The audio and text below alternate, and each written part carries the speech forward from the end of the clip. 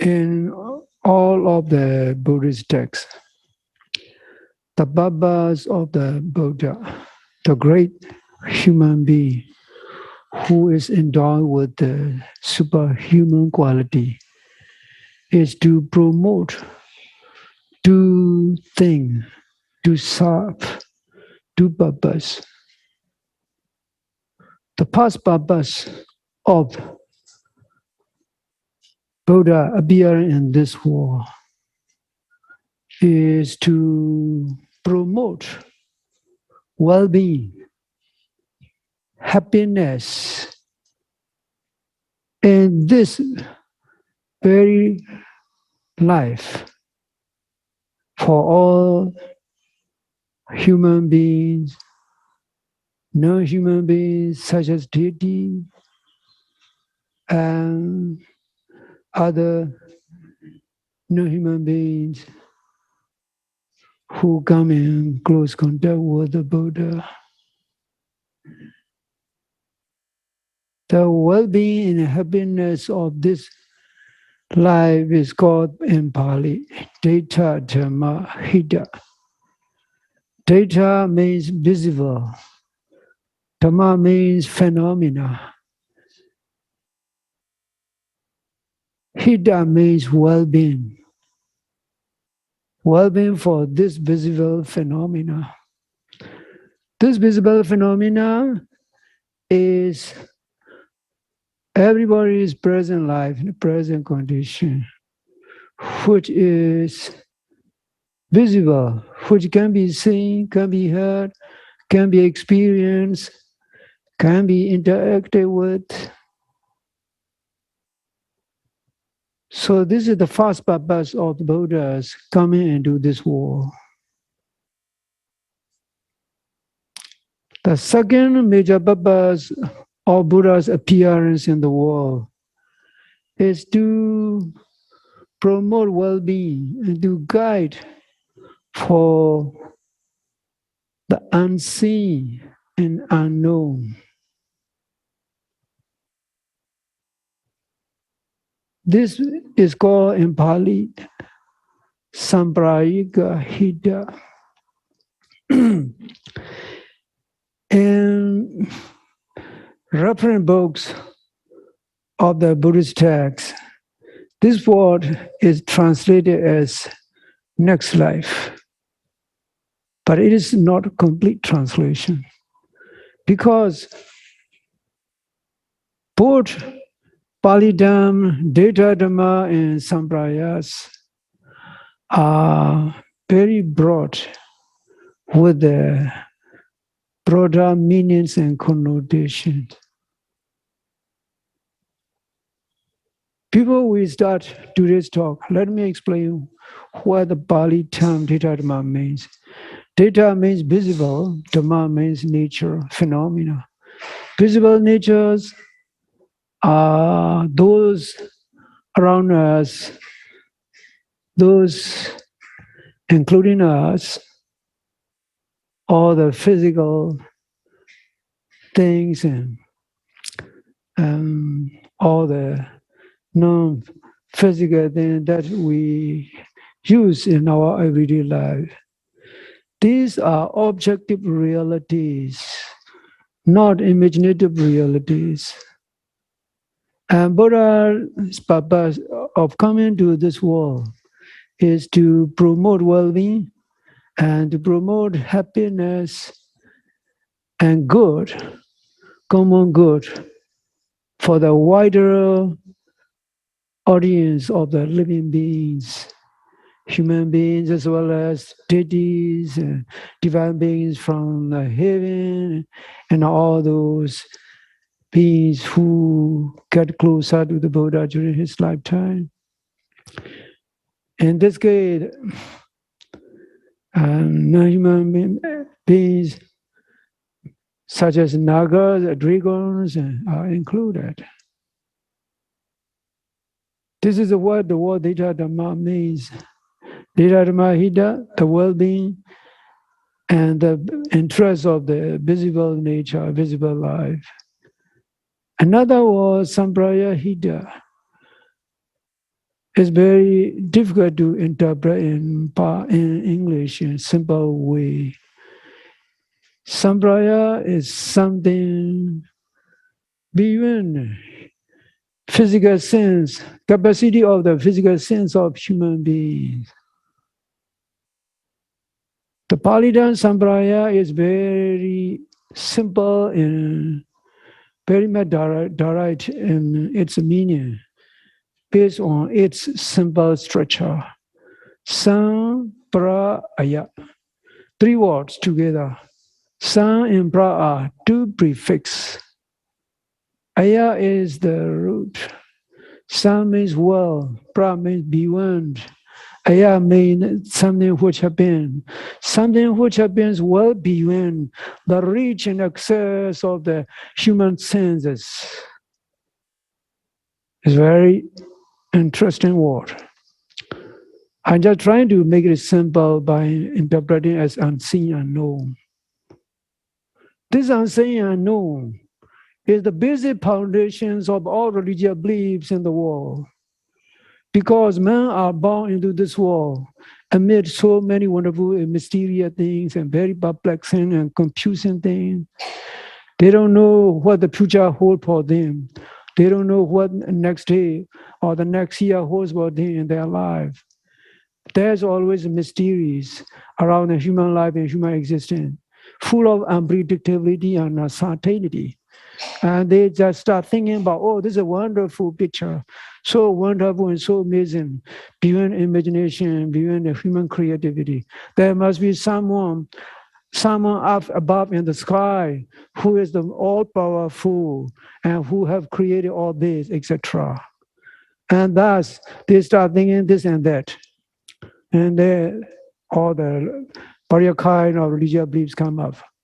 From the very beginning of the art, from the beginning of the human beings in the world. The Sampraya and real sense of the world, and something which arises and bars beyond a human physical sense. And then what does that mean? What that word means by Sampraya? Sampraya means consciousness, the working of complex working of the karma, and the existing of the past life, the existing of the future life, known as the afterlife, and the existing of those non-human beings, especially our parents, grandparents, great-grandparents, those endless generation of the people who have lived on the surface of the earth. They have lived their human life like the way we live. They have suffered like the way we suffer. They have experienced certain kind of good and bad experience like the way we have experienced. But they are where, in which destination they are, once they expire from this life. This is what fascinates human thinking, human consciousness. So Sampraya covers a lot of subjects, a lot of things. In this case, let's talk about consciousness. We cannot see our own consciousness, our own soul. Many people assume, in many ways, this wonderful soul, often referred to as me and mine, is so wonderful. It is indestructible. It has solid identity and entity, indestructible. Many people thought that way. This way, hope for eternity and eternal life comes up. In Buddhist text, it mentioned about manifestation of cause and effect, a complex web of cause and effect. The whole world is seen through the perspective of cause and effect. As long as there's a cause, there will be effect. A tree sprout comes up out of the surface of the earth because there is a seed, a young seed, which have reached its certain time limit to sprout up because it receives necessary conducive supporting factor such as moisture and nutrients from the soil, etc. then the sprout comes up and the tree start growing, etc. And this is just only basic explanation of how an intellectual person starts thinking in terms of cause and effect. Buddhism teach about logic and cause and effect. And same way, we are, everybody here, including myself, are on the spiritual path, trying to make it stable, trying to keep it sane amid everyday insanity. This spiritual path is very wonderful path, which keep the mind calm, stable, energized, and purified. The power of purification, known as meditation, is very delicate and very subtle. It needs a lot of skill and a lot of the patience. Without skill and patience, one will give up because it is very challenging. Even to handle one's wandering thoughts and one's continual pains, etc. They need a lot of patience, and a lot of dedication and commitment, and regular training, and slowly one will achieve one's intended goal of attaining certain degree of the clarity and purity of the mind. And you are trying to achieve that. When you are trying to achieve that, you use Buddha's words as a guide. That's what we are doing as meditation teacher in the retreat. Today, I'm going to talk about what Buddha instructed. The name of that discourse is called the Sacitta Sutta. Sa means one's own. Citta means consciousness or mind. Sutta means discourse. Discourse regarding one's own mind and one's own consciousness. In this discourse, Buddha skillfully instruct disciples how to live one's life, how to have an investigative mind, always analyzing oneself, one's mental states every day, like the way we used to use mirror. The moment we wake up, the first thing we do is go to the bathroom in order to clean up and wash our face. When we wash our face, people wash our face, or after we wash face, we check how we look like in the mirror. We check the reflection of our face through the mirror. There's no other way we can reflect our face and our physical looks except by use of mirror. So we use as a reflective tool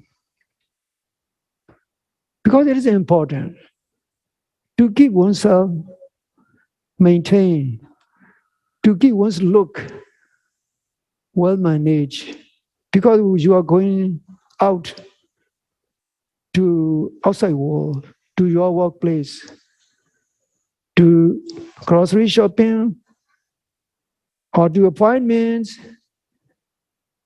If you look unorderly, the way you dress, the way your face, or the way your general appearance looks very disorderly, then it's not good.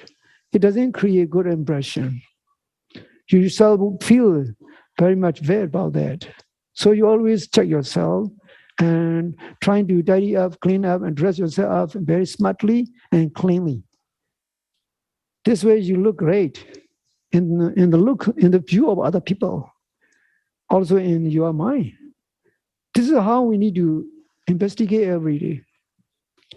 Daily reflection, daily inspection is what Buddha encouraged you to do.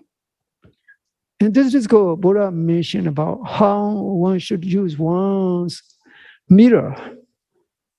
In this case, that mirror is a spiritual mirror, wisdom, analytical wisdom and analysis.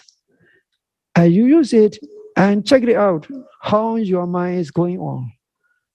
What kind of dirty mental states come up, positive mental state or negative mental state, you check it. And if there are negative mental states, you just trying to remove them and let them not recur. This way you keep your mind positive and vibrant and full of energy. This is the basic theme and purpose in this discourse. Now let me explain what Buddha said in the discourse.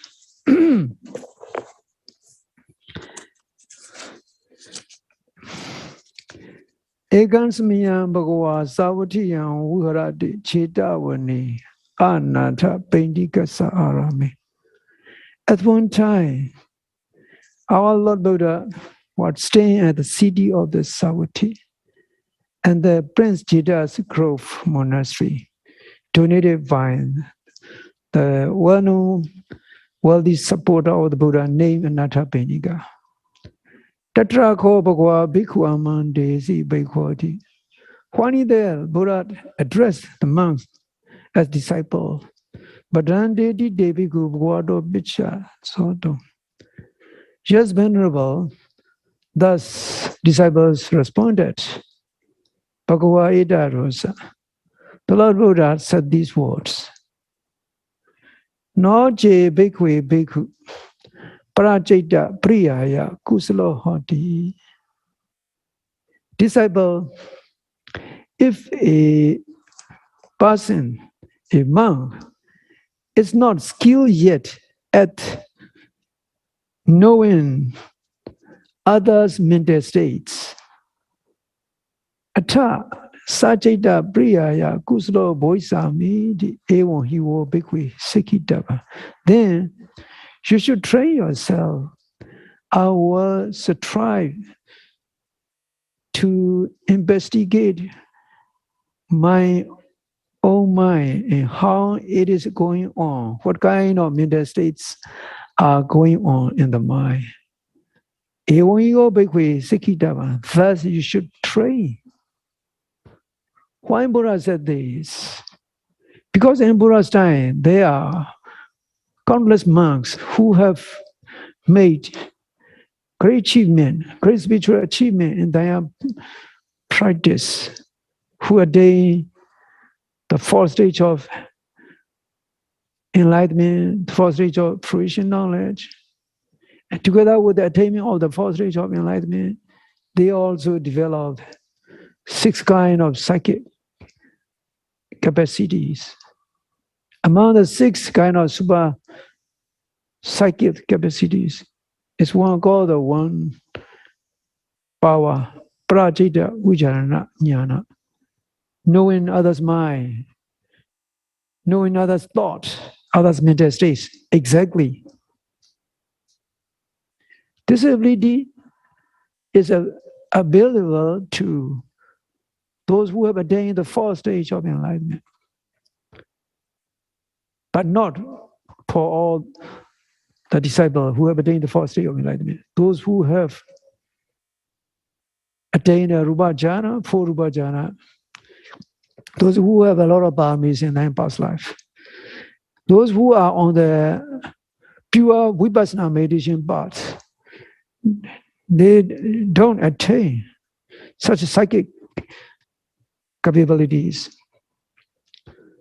This capability is a very wonderful tool Buddha himself used as a necessary.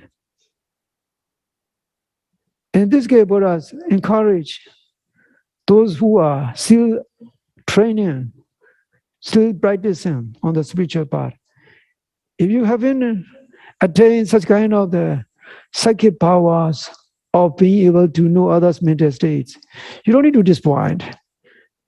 Just move on what you are practicing. You just develop a mindfulness key, an investigative skill, which can investigate one's own mind. How and what kind of mental states are going on in the mind. You should train like this. You should be the master of your own mind, master knower of your own mind. This is what Buddha wants to encourage the disciple. Now, Buddha want to continue to explain in this discourse. Katenja bhikkhve bhikkhu sacitta priyaya kusala hoti disciples, how a meditator, how a disciple trying to be skillful in analyzing one's own mental states. People start explaining about this question in detail. Buddha used a metaphor, an analogical expression. First, Sayadaw bhikkhve, etiwa purisowa, dharo yuwa, mandanaga jatiko, adasewa prisode priyodhade, echewa udgapati, sakamukha nimita, pichwaka mano.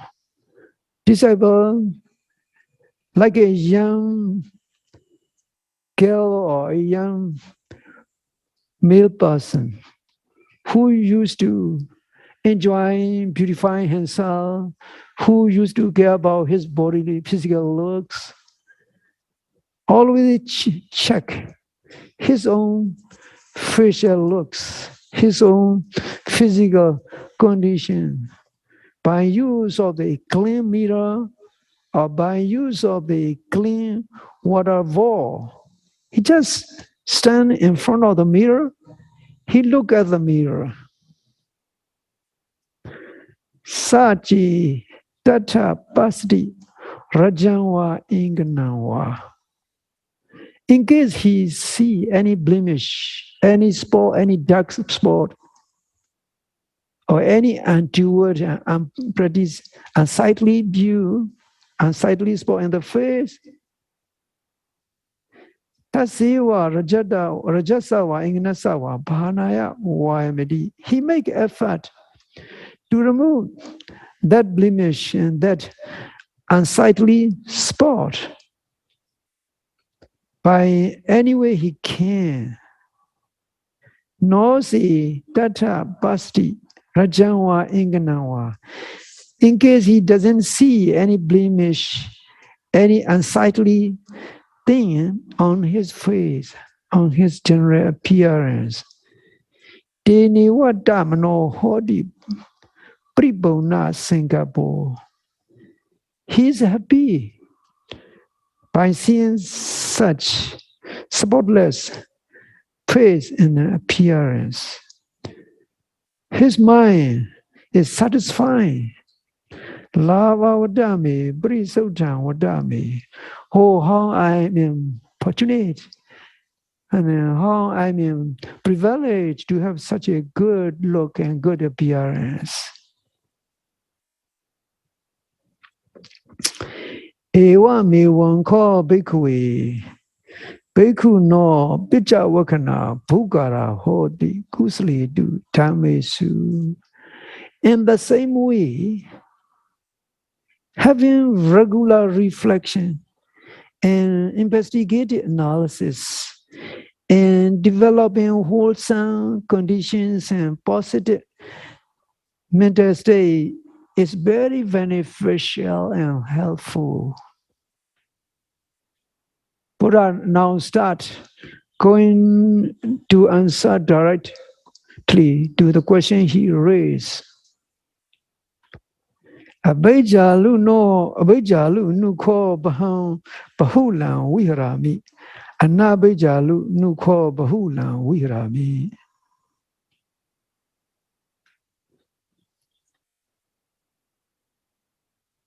Am I living my daily life by having thoughts of abhijja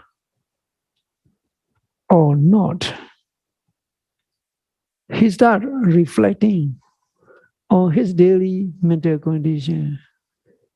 Abhijja in this case is roughly translated as covetousness, but the real meaning refers to every kind of longing, desire, and clinging.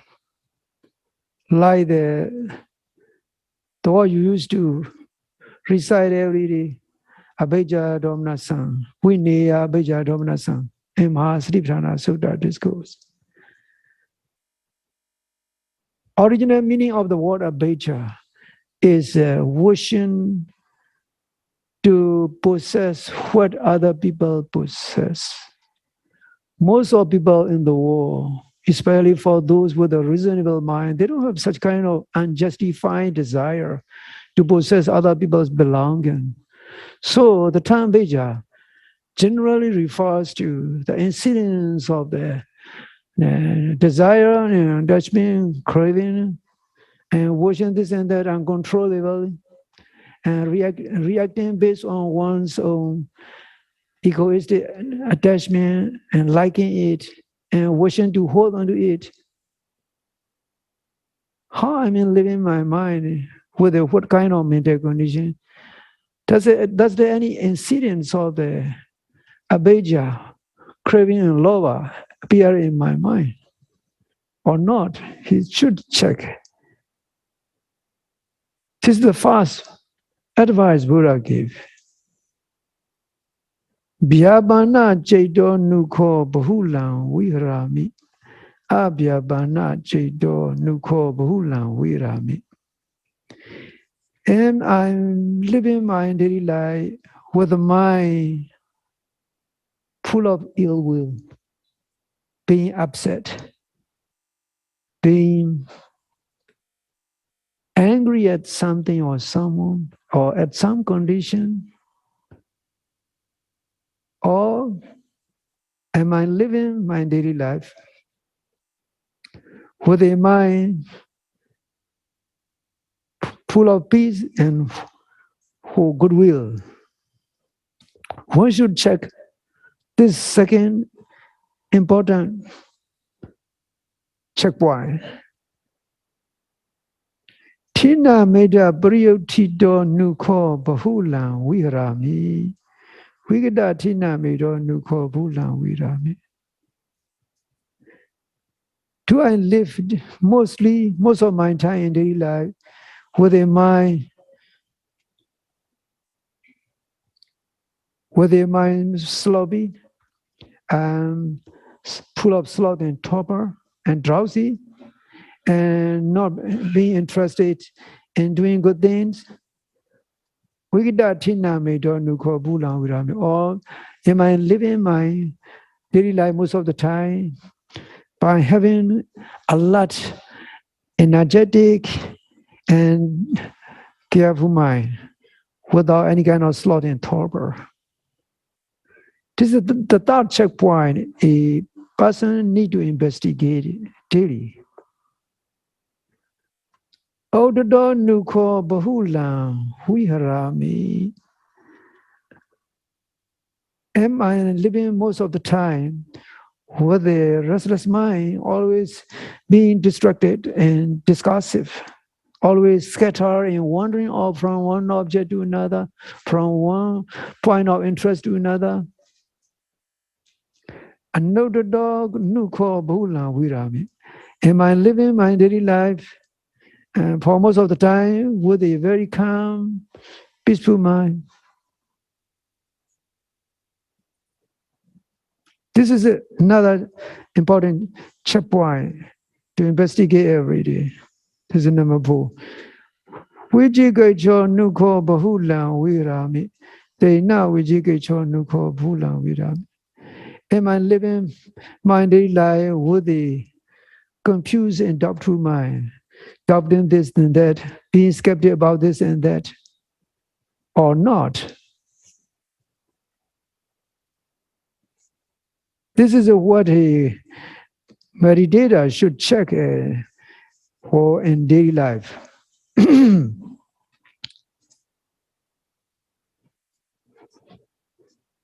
Now, number 6.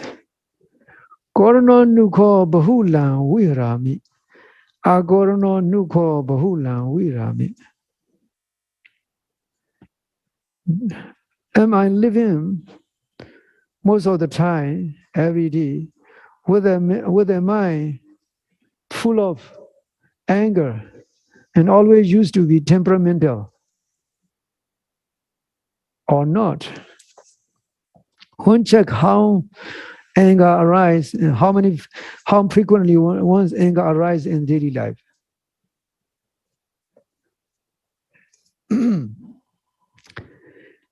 This is another checkpoint to investigate.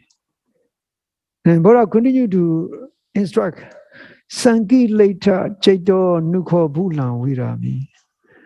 Am I living my daily life most of the time by having a contaminated mind, plagued with different kind of defilements and impure mental states? Asankilita Chaito Nukho Bulan Virami. Am I living my daily life most of the time with a mind clear, being clear of any defilement, unagitated and clean?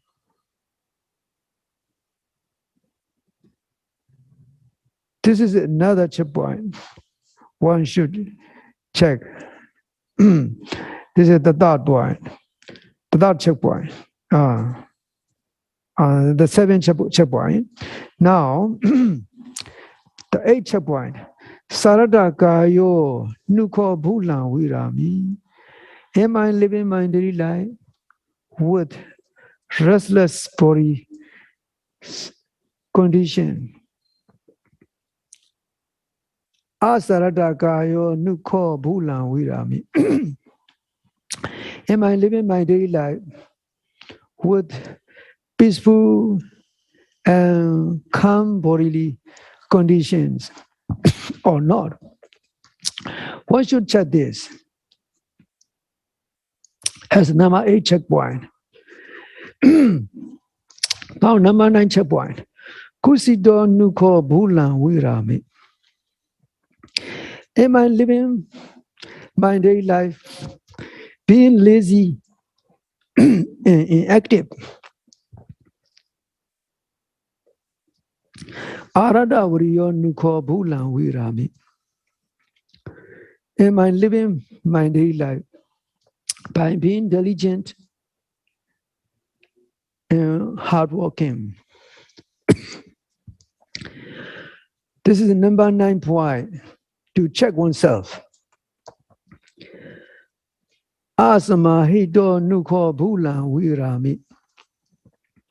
Am I living my daily life being disturbed and not concentrated, with the mind not focused?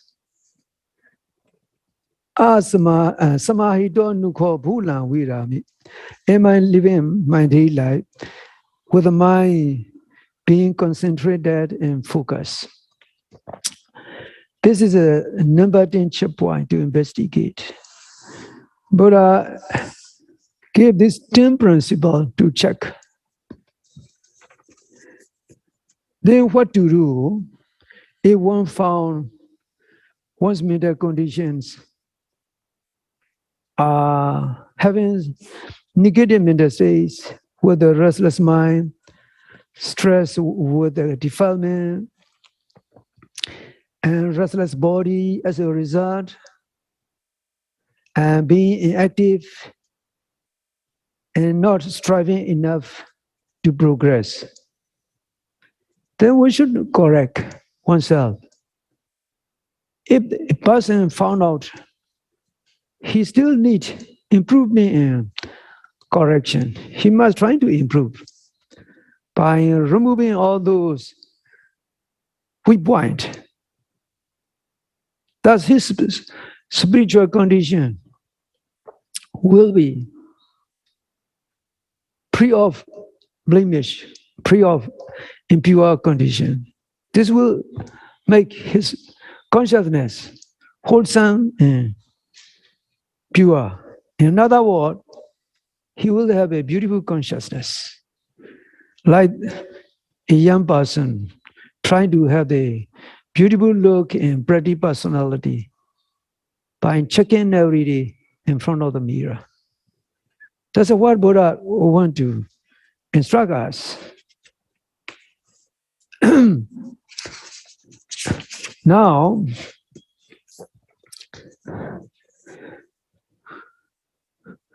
Buddha continued to explain Tase bhikkhve, bhikkhu piccavakama no evan janati.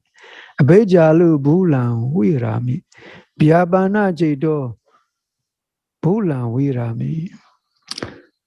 If he found out that his mind has a full frequent incidence of the abheja, attachment, craving, and clinging, then he must make effort to remove, to overcome that impurity by applying a proper method. Regarding this first step, the first impurity, one need to see that desire and that longing and that clinging as it is, as nobody's, as not mine, not me, but just only impure mental state. And trying to remove it by means of letting go through mindfulness meditation, by not repeating it. Vyabana cedo bhulan virami. If the person found that he lives his daily life having frequent incidents of the ill will and bad reactive mind, he must try to correct it, trying to develop goodwill, a calm and peaceful mind, a positive mental quality, which is no longer manipulated by ill will or anger. Tina meda pariyotito bhulan virami. If he found out that his mind is plagued with a sloth and torpor and drowsiness in action, and then he must try to remove it and improve his mental condition. Odato bhulan virami. If he found out that his mind is restless most of the time, he trying to calm it. He trying to calm his mind down by using proper meditation and proper thinking, by keeping proper mental free. If he found out that his mind is full of doubt and confusion and uncertain thoughts regarding the practice or regarding what he is doing, he must try to remove his confusion and skeptic thoughts and trying to develop conviction by having practical results and practical benefits out of his practice. If he found out that his mind is full of anger, even some small slight things happen, which is unacceptable to him, he always reacts in bad anger. Anger can quickly come up. Then he must try to handle that anger by means of proper mental attitudes and proper method of mindfulness meditation, and by letting go it and not holding on to it, so that it is not overwhelm him. Sangileta cedo bhulan virami. If he found out that the mind is plagued with a defilement and being contaminated and polluted, then he must try to remove it. He must try to improve his mental condition. Sarada kayo bahulan virami. If he found that he always restless, physically restless, because the mind is restless and agitated, he must try to develop a calm mind so that the body becomes calm. Kusido bhulan virami. If he found out that he always remain lazy and inactive, unmotivated, then he must try to inspire motivation to lift up his mind, and so that he can make a strong commitment to improve himself. Asmaido bhulan virami. If he found out that his mind is not concentrated, always wandering here and there to this object or that object, etc., he must try to develop concentration and mental integrity. Regarding this, Buddha continued to explain, Tena bhikkhve bhikkhuna, te sanyewa bhavgana akuslana dhammana, pahanaya adhimado, sandoja vayamoja usahoja usarija, usolija, abriwanija, sadija samajinja karaniyam. In this case, if he found out there are those negative mental conditions arising in the mind frequently in daily life, he must try to develop a desire, a wholesome wish to improve. This wish should be extreme and utmost degree of the strong wish, adimado sandosa, utmost wish he should exert, he should develop. Vayamo, he should exert utmost effort. Osaho, he should make strong enthusiasm. Osoli, he should make sustained effort. Abdiwani, he should make determination, indefatigable determination, which never retreat, which never give up. Satija, he should maintain utmost degree of the mindfulness. Samjinyanja, he should develop comprehension, clear comprehension. Sayadaw bhikkhve, Adita Chilowa, Adita Sisowa, Tat Sewa, Chilasawa, Sisasawa, Nivabnaya, Timadan Chaninja, Wamenja, Ozahinja, Udolinja, Asan, Abdiwaninja, Stranger Samjinja Kriya. In this case, disciple, it is very much like a person whose head or whose clothes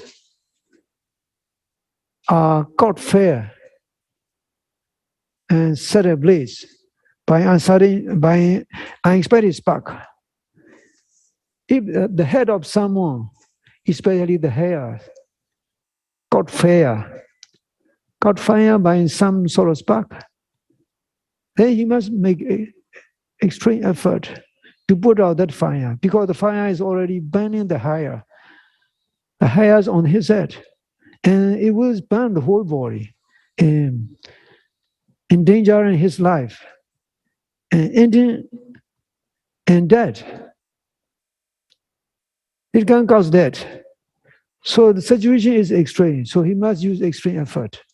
If he found out those kind of mental impurities, like a person whose head, especially whose hairs on the head, caught fire, he must make a very urgent effort to put out the fire immediately, so that it doesn't spread, it doesn't burn the whole body, it doesn't cause death. Also, when a person's clothing and caught fire, a fire spark, catch the clothes and then fire started, then that person must make extreme effort to put out that fire by whatever means, so that the fire doesn't increase and grow. Otherwise, it can cause death. Ewa mewan ko tena bhikkhve bhikkhuna te sanyewa bhavgana akuslana dhammana bhanaya adhimado chando ja vayamo ja satija samjinyanja karaniya. Similarly, a disciple should try to remove those unwholesome mental states. He should exert extreme effort, develop extreme and wholesome words to improve, and he must make a strong determination not to let up his effort in improving. He must also develop mindfulness and constant awareness to improve his effort to remove those impure mental states. This is just briefly said by the Buddha. Now, there needs a lot of explanation regarding how to handle the abhijja briefly. Regarding longing desire, mindfulness observation is very important.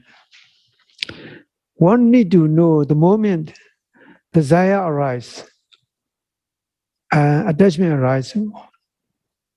One must note it and remove it by means of mindful observation.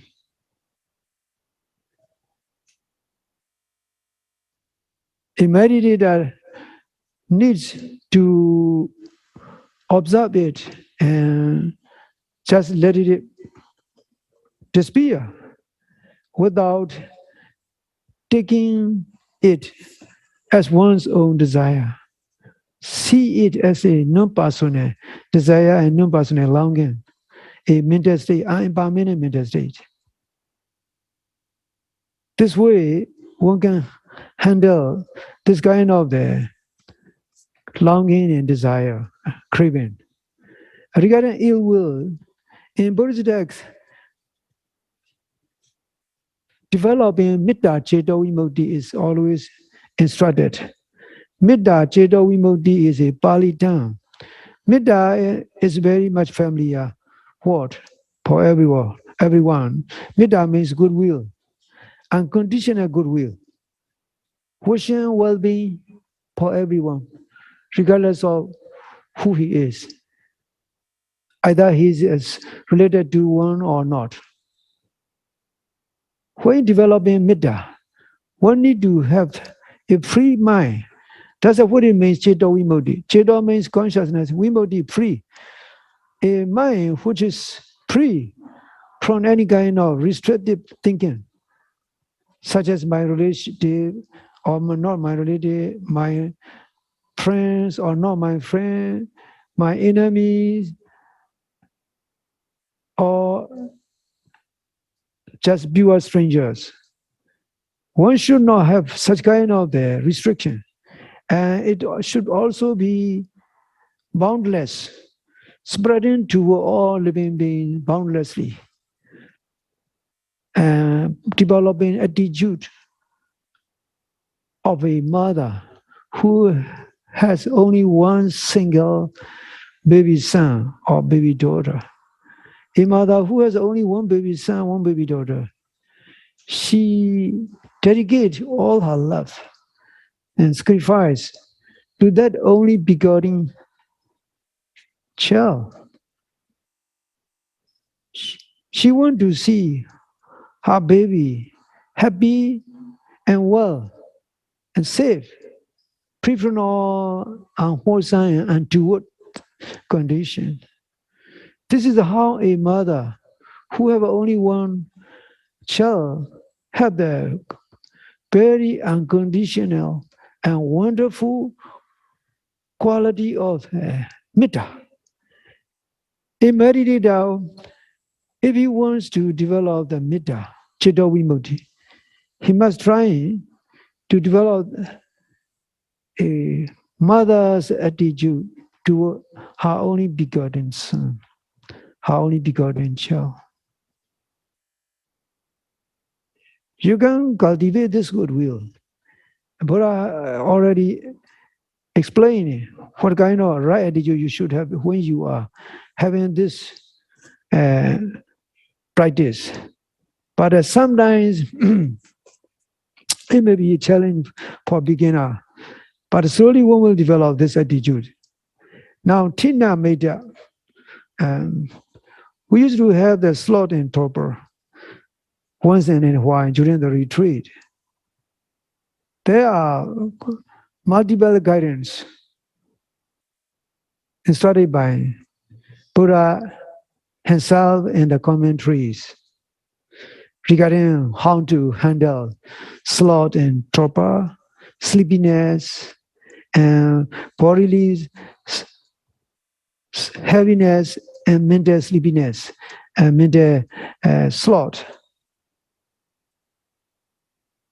The easier one is the moment the sleepiness come up during you are sitting, you just note it, sleepy, and that sleepiness will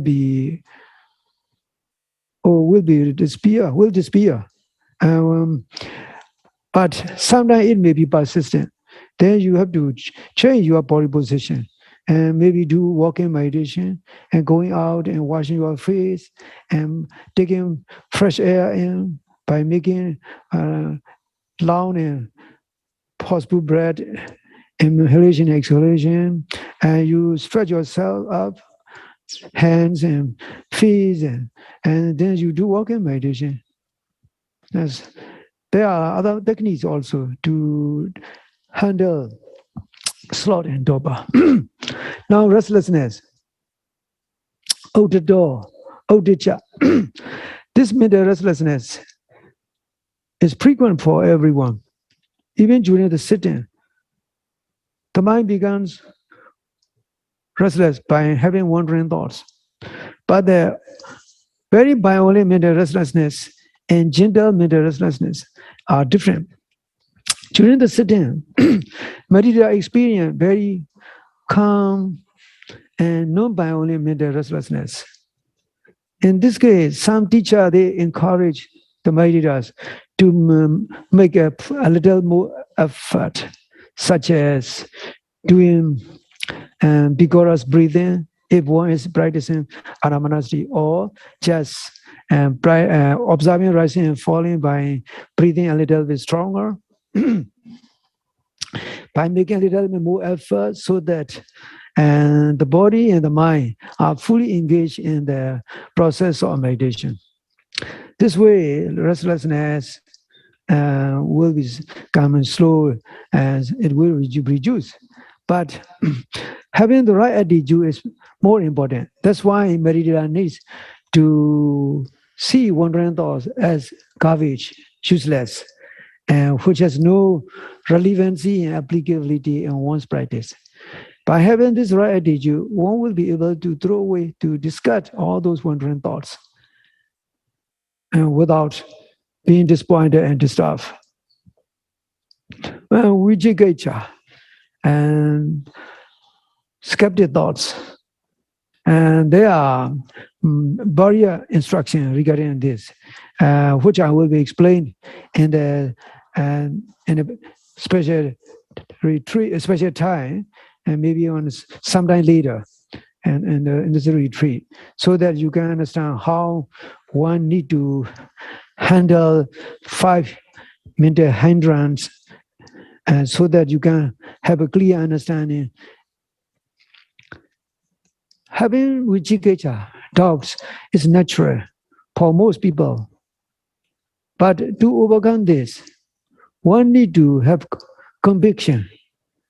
And in order to develop conviction, you must make effort in your practice.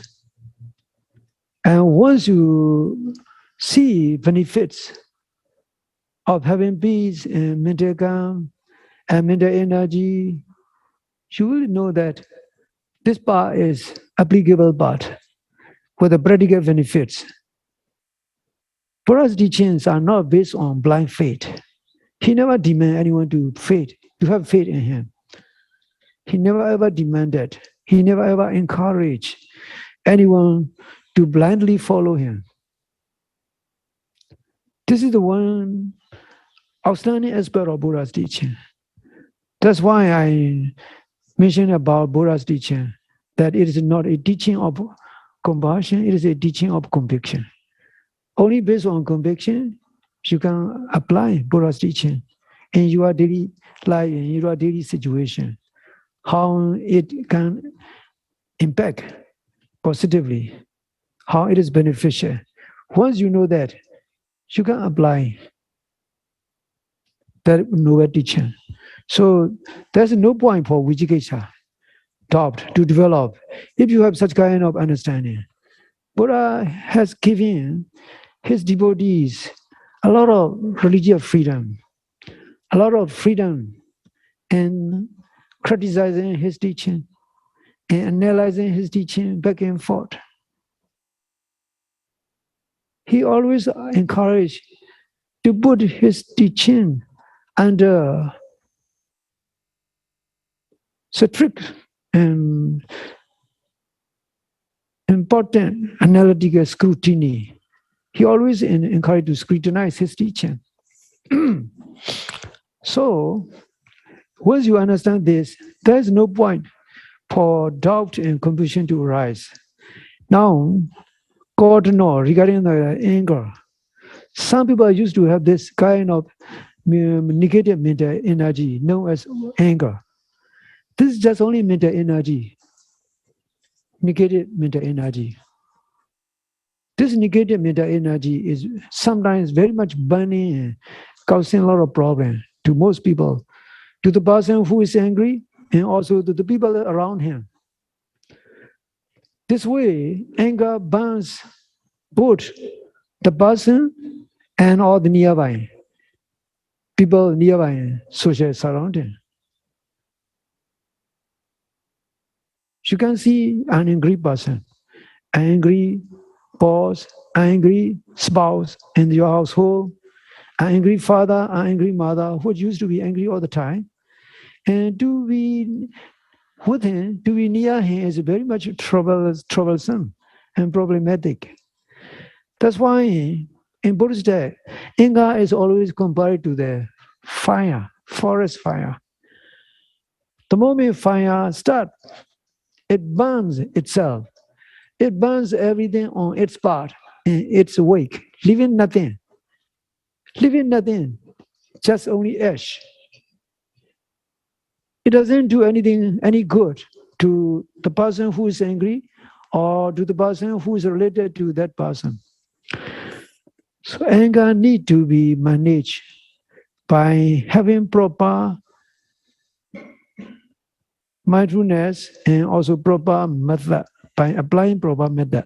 Regarding anger, in Buddhist text, it is clearly explaining how to deal with the anger, how to improve one's angry mental states in order to become very patient, understanding, and forgiving mental states.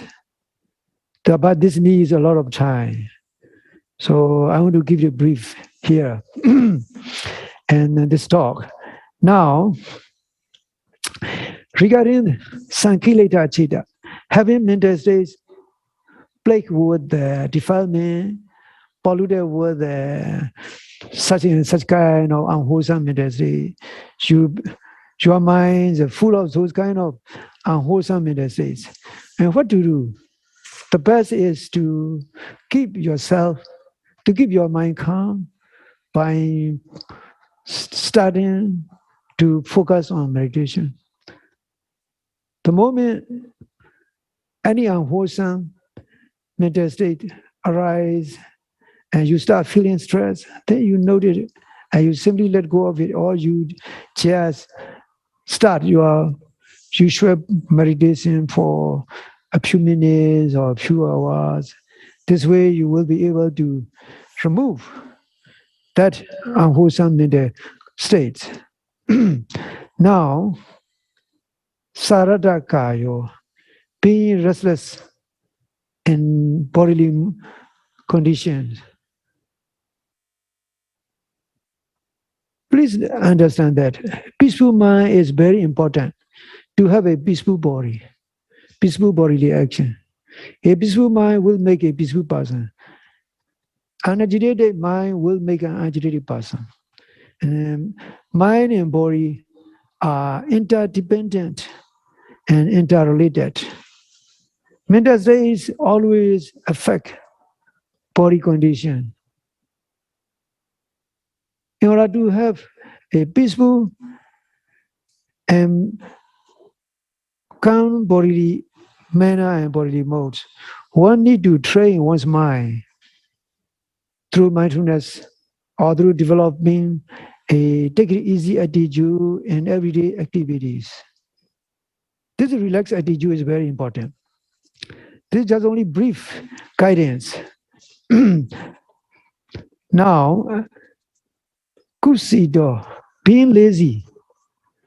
Being lazy is a very bad thing in many ways. Being diligent and being hardworking is very wonderful virtue for every person in the world. The bad consequence of being lazy are a lot in the world. So one should reflect on the benefit of making effort. This effort is necessary in every existence, either in human world, in the heaven.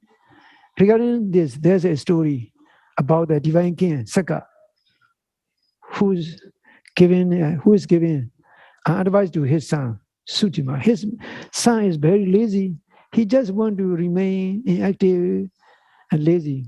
Then the king of the heaven, Saka, told his son, if there is any place where no effort is necessary to make a wonderful life, then please bring me there. Please take me to that place. He is trying to make the point that every existence needs effort. Even the millionaire and billionaire, he needs to make effort to maintain his status as a millionaire, not to make any mistake. Otherwise, he can lose everything. One wrong step will cost a lot of money, a lot of things he possesses. So, making effort is necessary everywhere and every existence, even in animal world. So once you understand that, you can inspire. Now, the last one, ask Mahito. If your mind is not concentrated, it still lacks concentration in your practice, you need to improve it by making balanced effort in your practice. This way, you can develop concentration. There are many methods to develop one's concentration. Now, let me conclude what Buddha said, because Buddha is going to conclude in this discourse.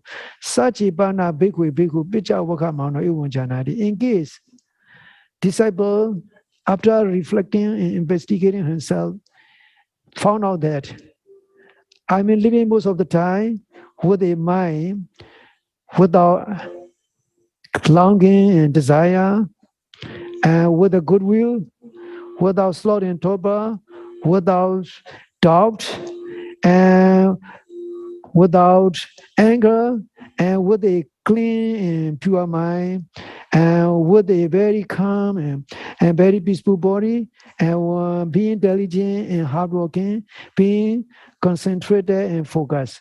Then, Tena Bhikkhu Bhikkhuna, Te Suyewa Kusle Du Dumedu, Padaitaya, Audri Aswanan Kaya Yo Kraniyo. In case he found out that his mental conditions are good and positive, full of positive mental condition, then he should strive further by having firmly stood on those wonderful positive states. He should strive further so that he attain the final state of the eradication of the mental states and to attain the fourth and the final state of enlightenment. That's what Buddha encouraged in this discourse. May all of you be able to use everyday mirror everyday reflective wisdom to investigate your mental state during this retreat and after this retreat. May all of you be able to improve your mental conditions by developing positive mental qualities and live life to the fullest and live life in the peace and the happiness and freedom from suffering.